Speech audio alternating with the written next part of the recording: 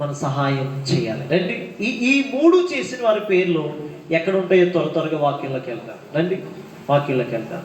మొదటి ఏప్రిల్ రాసిన పత్రిక 12:23. ఏప్రిల్ రాసిన పత్రిక 12:23. పరలోకమందు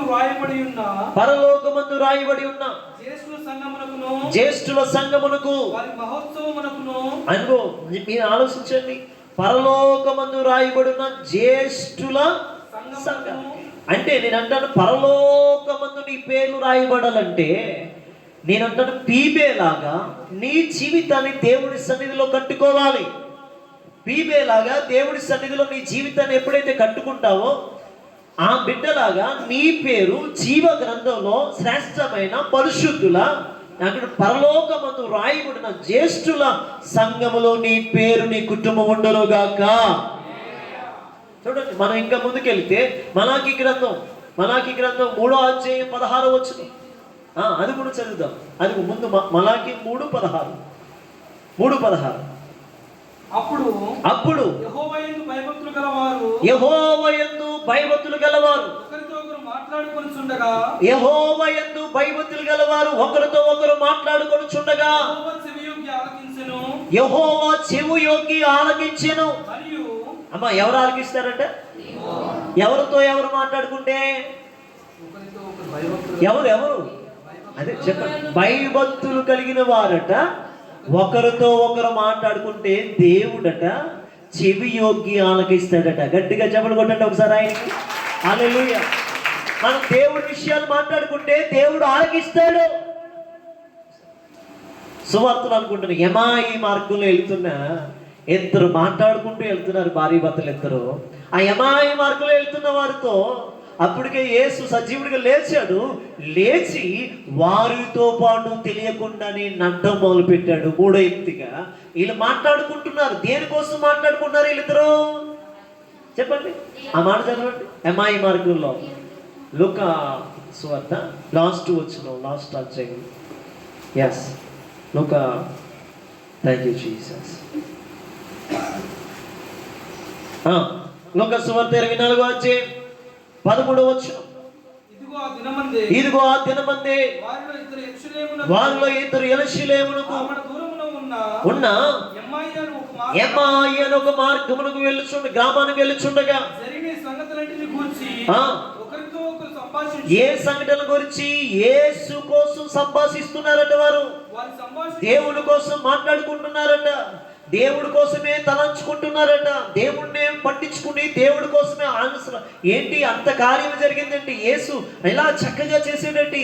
యేసు ప్రభు ఎన్ని కార్యాలు చేశాడు, యేసు ప్రభు ఎన్ని అద్భుతాలు చేశాడు, యేసు ప్రభు ఉన్నప్పుడు ఎంత చక్కగా బ్రతికాడు ఆయన ఇలా చెప్పుకుంటూ వాళ్ళిద్దరు కూడా యెమ్మాయి మార్గంలో నడుస్తూ వెళుతుండగా సంభాషణ దేవుడి కోసమే సంభాషణ చేస్తుండగా వారు సంభాషించుచు ఆలోచించుకొనుచుండగా యేసు తానే వారి దగ్గరికి వారితో కూడా నడిచెను. గట్టిగా చప్పట్లు కొడుతూ దేవుడు నామమున మహిమపరచు. నువ్వు దేవుడి కోసం మాట్లాడగలిగితే ఇతరుల కోసం, ఇతరులతో మాట్లాడేటప్పుడు ఎప్పుడు కూడా మనం అది కొన్నామా ఇది కొన్నామా అది ఉందా ఇది ఉందా అది కాదు కావాల్సింది. మనం ఎప్పుడు దేవుడి కోసమే మాట్లాడుదుముగాక. మీ పక్క వారికి ఇలా కొట్టి చెప్పండి, నీవు ఒకవేళ సంభాషణ వస్తే దేవుడి కోసమే మాట్లాడుదువుగాక. ఎవరి కోసం మాట్లాడాలి? దేవుడి కోసం మాట్లాడాలి. మనం దేవుడి కోసం మాట్లాడేవారిగా ఉండాలి. మలాకి గ్రంథంలో అదే అంటాడు, భయభక్తులు గల వారిద్దరూ మాట్లాడుకొనుచుండగా ఆయన ఏం చేస్తాడంటే ఆయన చెవి యొగ్గి ఆలకిస్తాడు. ఆ కింద వచ్చిన చదవండి ఈసారి. కింద వచ్చింది మలాకి. మరియు యెహోవా యందు భయభక్తులు కలిగి ఆయన నామాన్ని స్మరించుచు ఉండి వారికి చూసారండి. అంటే ఆయన నామాన్ని ఎవరైతే స్మరిస్తారో, ఇప్పుడు పీబే ఏం చేసింది చెప్పండి? పరిచర్య చేసింది, పరిశుద్ధులకు తగినట్లుగా బ్రతికింది, సహాయకురాలిగా బ్రతికింది.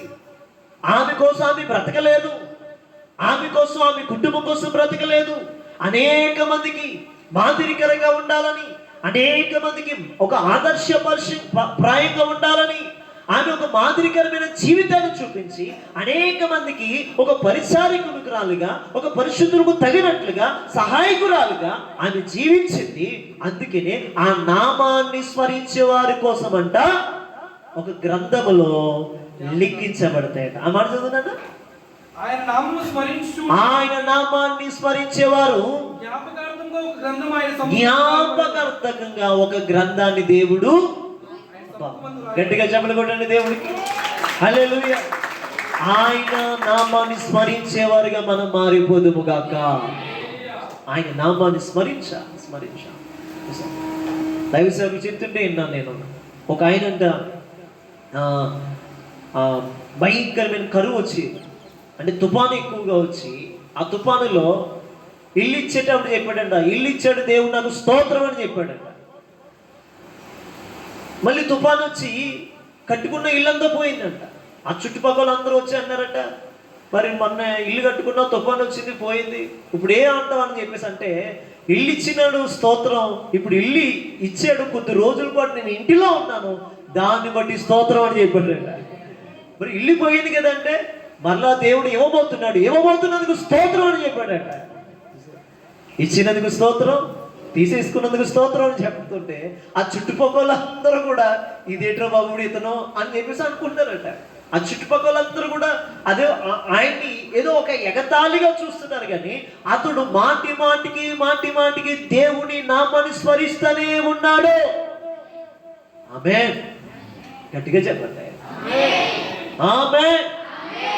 ఆయన మాటికి దేవుని నామాన్ని స్మరిస్తూనే ఉన్నాడు. ఆరోగ్యం ఇచ్చినందుకు స్తోత్రం. ఆరోగ్యం బాగలేనప్పుడు గట్టిగా చెప్పండి. ఆరోగ్యం బాగోపోయినా స్తోత్రం. ఆరోగ్యం ఇవ్వబోతున్నాడు, అందుకు స్తోత్రం చెప్పాలి. వెహికల్ ఇస్తున్నందుకు, కారు ఇచ్చినందుకు, వాహనం ఇచ్చినందుకు, ఇల్లు ఇచ్చినందుకు, బిడ్డలు ఇచ్చినందుకు, కుటుంబాన్ని ఇచ్చినందుకు, మంచి ర్యాంక్ ఇచ్చినందుకు, ఉద్యోగం ఇచ్చినందుకు, తీసేసుకున్నందుకు.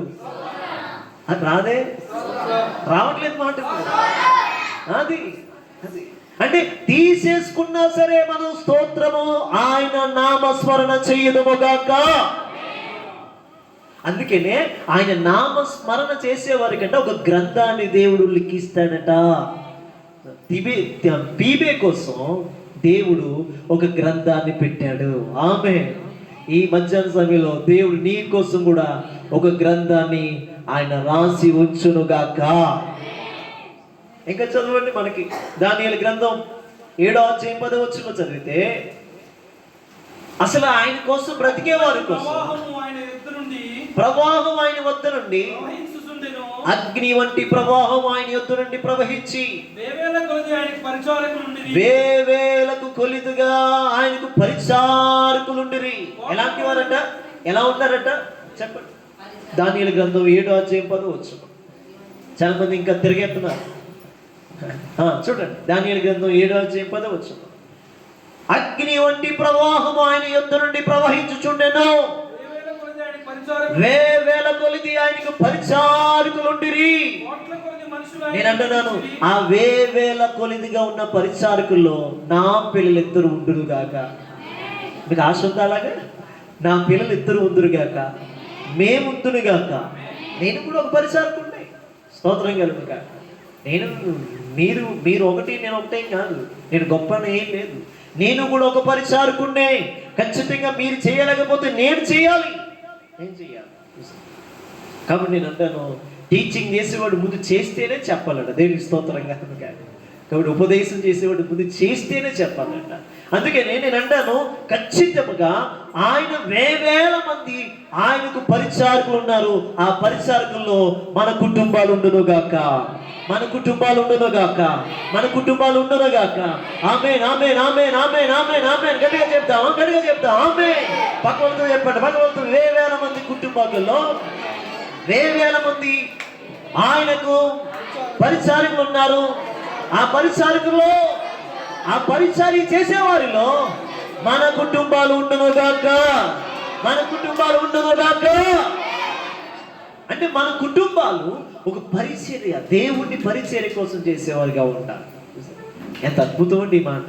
ఇంకా మనం చదివితే కోట్ల మంది మనుషులు ఆయన ఎదుట నిలబడ్డారు. తీర్పు తీర్చుటకు ఒక గ్రంథము తెరవబడిను. తీర్పు తీర్చడానికి ఏదట? ఒక గ్రంథం. ఒక గ్రంథం అంటే ఆ గ్రంథములో తీర్పు తీర్చేటప్పుడు, అయ్యా ఈయన, ఈ కుటుంబం, ఈ తిమ్మాపురం ప్రాంతంలోంచి, జీసస్ గ్రేస్ పరిచర్యలోంచి ఈ బిడ్డ ఒక పరిచారకురాలుగా ఉందయ్యా, ఈ బిడ్డలు పరిచారకురాలుగా ఉన్నారయ్యా అని తీర్పులో తీర్చేటప్పుడు దేవుడు దూత యేసు మన కోసం గొప్ప సాక్ష్యం చెప్పునుగాక. ఒక మంచి సాక్ష్యాన్ని మనం పొందుకుందాము గాక. పీబేలాగా ఒక మంచి సాక్ష్యాన్ని మనం పొందుకుందాము గాక. చూద్దాం, ఇంకా ముందుకు వద్దాం. లూకా సువార్త 10వ అధ్యాయం 20వ వచనం చదవండి. లూకా సువార్త 10వ అధ్యాయం 20వ వచనం. అయినను దయ్యాలు మీకు లోబడుతున్నాయని సంతోషించగా మీ పేర్లు పరలోకమందు రాయబడి ఉన్నవలేవో. మీ పేర్లు పరలోకమందు రాయబడి ఉన్నప్పుడే మీరు సంతోషించి ఆనందించండి. అద్భుతమైన మాట భక్తుడైన లూకా చెప్తున్నాడు. దైవ సేవకులారా, ఏంటంట, కొన్నిసార్లు దైవ సేవకులు దయ్యాలు పారిపోతున్నాయని సంతోషపడిపోతూ ఉంటుంటాం, అద్భుతాలు జరిగిపోతున్నాయని సంతోషపడిపోతుంటుంటాం. గత వారంలో తుని ప్రాంతంలో పరిచర్యలో చేస్తున్నప్పుడు ఆ బిడ్డలు సాక్ష్యం చెప్తుంటే నాకు కళ్ళ నీళ్ళు వచ్చినట్టు అనిపించింది. అసలు నేనేనా అనిపించింది, నేను చెప్తేనే జరిగాయి అనిపించింది. ఒకవేళ లోపల అంటే ఆటోమేటిక్గా గర్వం అనేది ఏం చేస్తుంది, వచ్చేస్తూ ఉంటుంది. దాన్ని మనం ఏం చేయాలి? నాకు అప్పటికే అంటే ఆ చిన్న ప్రాంతం మనసులో వాళ్ళు చెప్తున్నారు, కానీ మనసులో నేను ఒకటే అనుకునేలా చేతులు జోడించి, ప్రభా నేను కాదయ్యా, నేను అల్లుకున్నాయ్యా, నా వల్ల కాదయ్యా, నీ ద్వారా మాత్రమే వారికి కార్యాలు జరిగాయి. నేనేం పట్టుకోండి ప్రభు చేయడానికి, నా వల్ల జరగలేదయ్యా.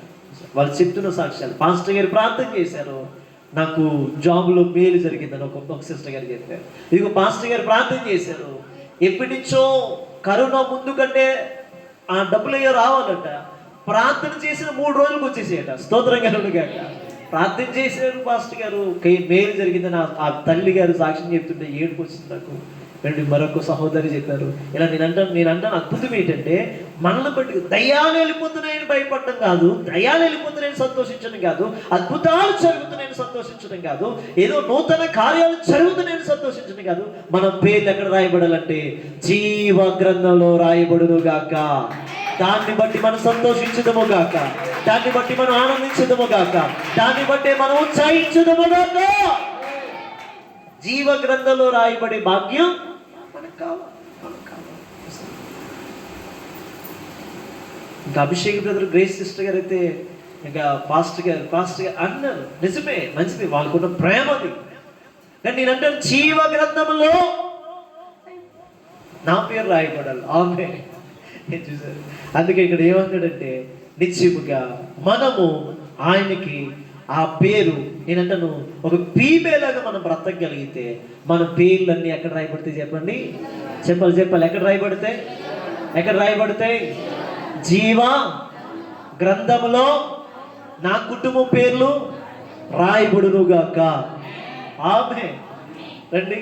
ప్రకటన ఇంకో మాట, పిలిపి రాసిన పత్రిక, పిలిపి 4:4 మీరు ఇందాక నుంచి అదే చెప్తున్నారు. 4:3 అదే నేను ముందుగా ఒక ఆర్డర్లో రాసుకోను, ఒక ఆర్డర్లో చెప్తున్నాను, మీరు కంగారు పెట్టండి. చెప్పండి. నిజమైన సహకారి ఆ స్త్రీలు అయ్యండి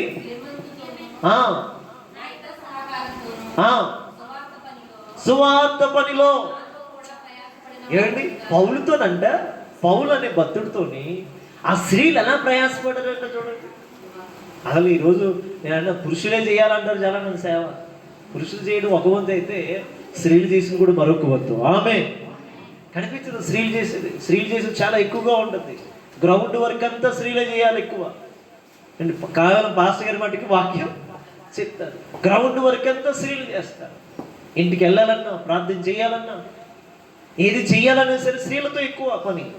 నేను అంటాను ఇక్కడ ఈ సహోదరులు పౌలు కంట ఎంతో సహాకారులుగా ఉన్నారు, ప్రయాసపడ్డారు. గనుక వారి సహాయము చేయమని వేడుకుంటున్నాను. ఈ సహకారుల పేర్లు అందరూ ఈ మాట చెప్పండి. ఆ సహకారుల పేర్లు, నాతో పాటు ఆ సహకారుల పేర్లు జీవ గ్రంథములో రాయబడుచున్నవి. అందరూ మరొకసారి 3 సార్లు చెప్పండి ఆ మాటలు. జీవ గ్రంథంలో రాయబడుచున్నది. ఆ సహకారుల పేర్లు జీవ గ్రంథంలో రాయబడుచున్నది. ఆ సహకారి పేరు జీవ గ్రంథంలో. ఎవరు ఎంతటికి ఆ సహకారులు ఎవరు? ఆమె ఎవరైతే నేను అన్నారో వాళ్ళకి ఆమె జరుగుతుంది. అందరూ చెప్పుకోండి, నేనే. ఆ సహకారులు ఎవరు? ఎవరు? ఎస్, మనమే. ఆ సహకారులుగా మనం మారిపోదుము గాక. ఆనాడు పౌలుకి సహకారులుగా ఉన్నారు, ఈ రోజు ఈ పౌలుకి మనందరూ సహకారులుగా ఉందము గాక. గట్టిగా చెప్పండి, ఆమేన్ చెప్పండి. హల్లెలూయా. నిత్యముగా ఆ సహకారుల పేర్లు జీవ గ్రంథంలో రాయబడును గాక. దేవుడు తెలియకే కాదు కానీ ఆయనకు తెలుసు ఎవరైతే సన్నిధిలో సహకారులుగా ఉంటున్నారో వాళ్ళ పేర్లన్నీ కూడా జీవ గ్రంథంలో రాస్తాడని ఖచ్చితంగా వస్తాయి. కాబట్టి నేను ముగించే టైంకి వచ్చేసాను. చెప్తున్న మాట ఏంటంటే, ఒక లాగా మన పేర్లు జీవ గ్రంథంలో రాయబడాలంటే పౌలంత భక్తుడే ఓ సహోదరి కోసం రాశాడంటే ఎంత అద్భుతం అది. రక్త సంబంధమే కాదు, బంధువా కాదు, మీకులాగా వచ్చిన ఆమె, మీకులాగా దేవుని మంత్రాలకి వాక్యం వినడానికి వచ్చిన ఆమె, రక్షణ కోసం వచ్చిన ఆమె, కానీ దేవుని సన్నిధిలో ఒక పరిచారకుడుగా, పరిశుద్ధులకు తగినట్లుగా సహాయం చేసే బిడ్డగా మారింది. ఈ 3 లక్షణాలను బట్టి ఆమె పేరు జీవ గ్రంథంలో రాయబడింది. ఆమె ఈ మధ్యాహ్న సమయంలో ఎంతమందికి జీవ గ్రంథంలో నా పేరు ఉండాలి ఆశ ఉంది? ఎంతమందికి జీవ గ్రంథంలో నా కుటుంబం పేరు ఉండాలి, నా పేరు ఉండాలి, నా పిల్లల పేర్లు ఉండాలి, నా కుటుంబం, నేనంటాను మా సన్నిధి పేరు ఉండాలి, మా పరిచర్య పేరు ఉండాలి, జీవ గ్రంథంలో నా పేరు కనబడాలి అన్న ఆశ మీకు ఉంటే ఖచ్చితంగా మీరందరూ కూడా ఎలా బ్రతుకుతారంటే ఒక లాగా ఒక అద్భుతమైన జీవితాన్ని మీరు జీవించుదురు గాక.